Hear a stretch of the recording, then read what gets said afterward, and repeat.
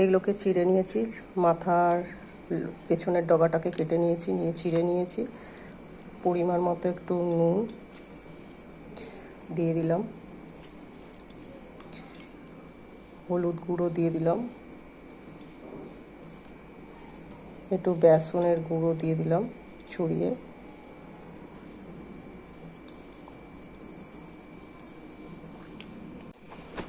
লঙ্কার গুঁড়ো ছড়িয়ে দিলাম। এবার মেখে নিলাম এটাকে।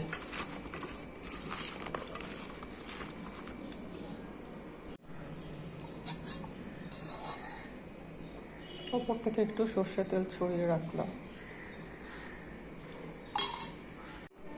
লঙ্কা গুঁড়ো 1 চামচ, হলুদ গুঁড়ো 1 চামচ দিয়ে রাখলাম।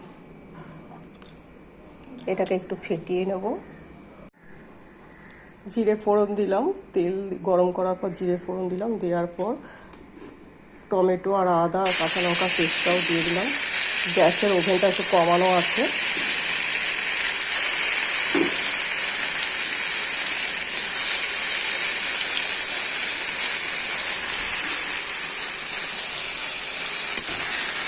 আর এখানে এই ঢ্যাঁড়সটা ভেজে এরকমভাবে নরম নরম করে ভেজে রেখে দিয়েছি।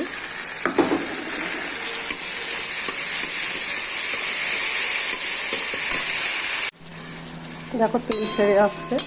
এরপর আমি ঢ্যাঁড়সগুলোকে দিয়ে দেবো।